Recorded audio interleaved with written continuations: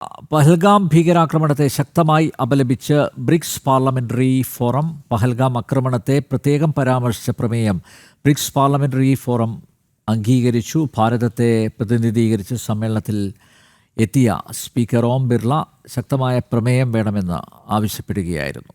ഐസൺ, എന്താണ് വിശദാംശങ്ങൾ?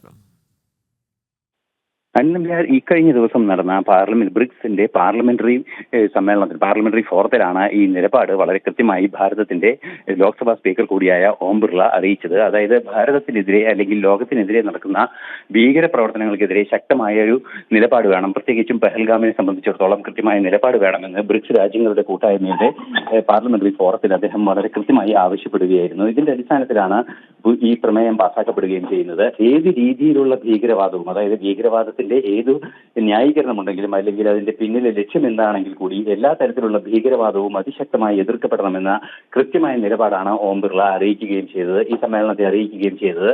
ഓം ബിർളയുടെ ആ നിലപാടിന്റെ ഭാഗമായി കൃത്യമായൊരു നീക്കം സമ്മേളനത്തിന്റെ ഭാഗമായി ഉണ്ടാവുകയും അതിശക്തമായി പഹൽഗാം ആക്രമണത്തെ അപലപിക്കുകയും അതുപോലെ തന്നെ ഇത്തരത്തിലുള്ള ഭീകരതയെ മുഴുവൻ അപലപിക്കുകയും ചെയ്യുന്ന ഒരു നിലപാട് സ്വീകരിക്കുകയും ചെയ്തു. മറ്റൊരു സുപ്രധാനമായ ആവശ്യം ഓം ബിർള ഈ സമ്മേളനത്തിൽ യോഗത്തിൽ മുന്നോട്ട് വെച്ചത് ലോകം മുഴുവൻ ഈ തീവ്രവാദത്തിനെതിരായ പ്രവർത്തനങ്ങളിൽ സഹകരിക്കണം. അത് ഇന്റലിജൻസ് വിവരങ്ങൾ ഷെയർ ചെയ്യുന്നതിലൂടെയും അതുപോലെ തന്നെ ഭീകരതയ്ക്ക് പണം ലഭ്യമാകുന്ന സാധ്യതകൾ ഇല്ലാതാക്കുന്നത് ഉൾപ്പെടെയുള്ള നടപടികളിലൂടെയുമായിരിക്കണം അത്തരം നീക്കങ്ങൾ നടത്തേണ്ടത്. സ്വാഭാവികമായും ഭീകരതയെ ഇല്ലാതാക്കാൻ ആ നീക്കങ്ങൾ കൊണ്ട് സാധിക്കുമെന്നതുകൊണ്ട് തന്നെ അത്തരത്തിലൊരു നടപടിയാണ് വേണ്ടത് എന്ന് വളരെ കൃത്യമായി ഓം ബിർള ആവശ്യപ്പെടുകയും ചെയ്തിരുന്നു സമ്മേളനത്തിൽ.